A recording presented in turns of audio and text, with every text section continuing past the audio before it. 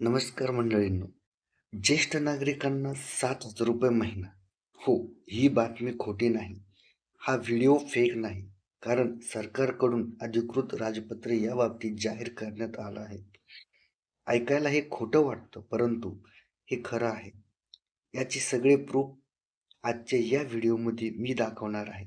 राजपत्र कधी निर्गमित झालं, त्यामध्ये सगळे मुद्दे काय, ज्येष्ठ नागरिकांना महिना ₹7,000 सोबत आणखी कोणकोणते फायदे मिळणार आहेत, सर्व काही आजच्या या व्हिडिओमध्ये जाणून घेणार आहोत. त्यामुळे हा व्हिडिओ शेवटपर्यंत नक्की बघा आणि आपल्या इतर ज्येष्ठ नागरिक मित्रांसोबत नक्की शेअर करा. मित्रांनो, महाराष्ट्र शासनाने ज्येष्ठ नागरिकांसाठी खास एक नवीन योजना आणली आहे, ज्यामध्ये वाढत्या वयाचा भार आता आर्थिकदृष्ट्या थोडासा हलका होणार आहे. महाराष्ट्र विधानसभेत 15 जुलै 2025 रोजी एक महत्त्वाचं विधेयक सादर झालं. या विधेयकाचं नाव आहे महाराष्ट्र राज्यातील ज्येष्ठ नागरिकांना सेवा सुविधा देण्याबाबत विधेयक 2025. या अंतर्गत राज्यातील 65 वर्ष वय किंवा त्यावरील सर्व ज्येष्ठ नागरिकांना महिन्याला ₹7,000 अनुदान देण्याचा प्रस्ताव आहे. तर या राजपत्रातील या गॅजेटमध्ये एक्झॅक्ट वर्डिंग काय आहे ते आता आपण बघू. इतरत्र काहीही असेल तरी ज्येष्ठ नागरिक म्हणजे महाराष्ट्रातील ज्या व्यक्तींचे, पुरुष असो अथवा महिला, वय 65 वर्ष किंवा त्यापेक्षा अधिक वय आहे अशी व्यक्ती. राज्यातील ज्येष्ठ नागरिकांसाठी राज्य शासन खालील सोयी सुविधा त्वरित उपलब्ध करून देईल. त्यामध्ये एक, ज्येष्ठ नागरिकांना आर्थिक सहाय्य म्हणून दरमहा ₹7,000 मानधन.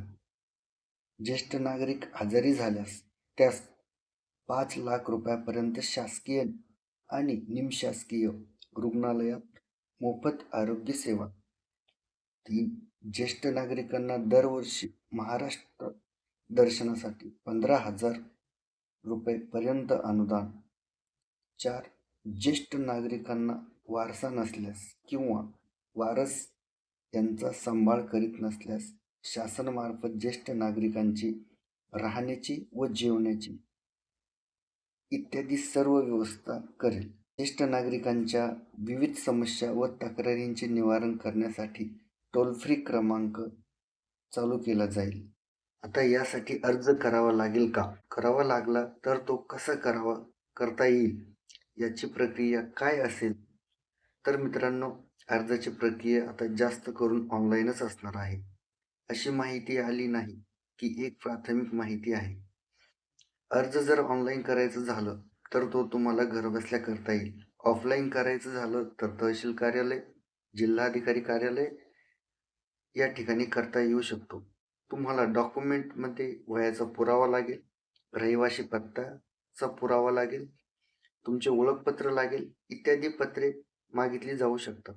बँकेचे डिटेल्स, नंतर अर्जाची छाननी करून योग्य आणि पात्र ठरलेल्या ज्येष्ठ नागरिकांना हे सगळे लाभ दिले जातील. मित्रांनो, वाढत्या वयामध्ये थोडंसं आर्थिक बळ मिळालं तर मनाला आधार मिळतो. ही योजना आपल्यासाठीच आहे, आपल्यासारख्या ज्येष्ठ नागरिकांसाठीच आहे. त्यामुळे योजना सुरू होताच याचा नक्की लाभ घ्या. योजनेसाठी जर लागणारा अर्ज जर ऑनलाईन पद्धतीने असेल तर ऑनलाईन पद्धतीने अर्ज कसा केला जाऊ शकतो याची देखील माहिती उपलब्ध होतात आपल्या चॅनलवर दाखवली जाईल. त्यासंबंधीचा एक स्वतंत्र व्हिडिओ आपल्या चॅनलवर पोस्ट केला जाईल. त्यामुळे जर तुम्ही आपल्या चॅनलवर नवीन असाल तर सबस्क्राईब करून ठेवा. बेल आयकॉन प्रेस करून ऑल नोटिफिकेशन सुद्धा ऑन करून ठेवा, म्हणजे तो व्हिडिओ पोस्ट तुमच्यापर्यंत सगळ्यात आधी पोहोचेल. लक्षात ठेवा, ₹7,000 हे आपल्याला फुकट मिळत नाहीत. हा व्हिडिओ तुम्हाला कसा वाटला कमेंट करून नक्की सांगा.